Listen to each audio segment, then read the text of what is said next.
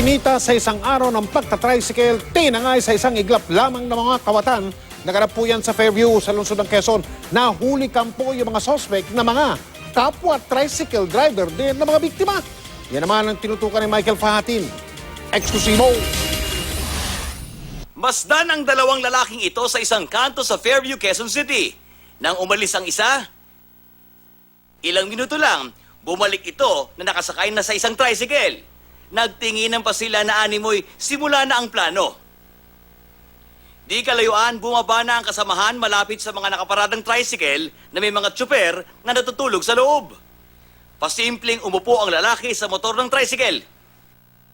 Habang isa pang lalaki ang bumaba sa sinakyan nilang tricycle, ilang metro, at nagkita rin sila sa target. Ilang minuto pa, nawala na ang unang lalaki. Sinisikwat na pala ang kahang pinaglalagyan ng pera na kinita sa buong araw na pamamasada habang tulog ang driver. Nagsilbing lookout ang unang lalaking nasa kanto at ang isa pang lalaking kasamahan. Nang lumabas ang dalawa papalayo, nag-text pa ito at agad na dumating ang tricycle na kanilang sinakyan bilang getaway vehicle nila. Nang maparaan sa kasamahang lookout, nagkatinginan pa sila muli. 4 na beses na nai-report ang nakawan sa mga kinita ng mga tricycle drivers sa Fairview. Pero marami pa raw ang hindi na lang nagrereklamo. Yung natutulog ako rito na nakawan ako ng pera sa cellphone. Sa pagising ko wala na, simutan pera ko eh. Kung talagang tulog na, wala na kaming ano yan. Kahit anong ingat, yung kuya lang, mga gamit na lang namin, ano namin sa toolbox, ganun. Para hindi naman pagsamantalan ng mga masamang elemento.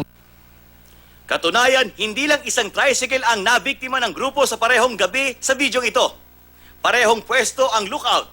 Ang kasabwat, naglalakad na lamang at tumawid at pinuntirya ang isa pang tricycle na ito. Hindi kalayuan sa unang biktima, walang isang minuto, nalimas din ang pera at gamit ng driver. Masdan ang lookout na tumayo na at sinisilip kung may bulilyaso sa kasamahan. At nang makasiguro na walang otoridad, sabay na umalis ang lookout at makikita na naglalakad na rin papalayo ang tirador. Kami, mga pagod eh. Pinaghihirapan namin ng pera, kaya lang hindi namin makakuha. Hindi namin makita yung magnanakaw kung sino. Mainit na ang ulo ng mga tricycle driver lalo pat kapwa nila nagta-tricycle ang nakita sa video na nagnanakaw. May mga dumadaan na tricycle na hindi sakop ng toda namin, sinisita na namin yan dahil sa pangyayaring ganun. Dahil yun ang modus nila eh.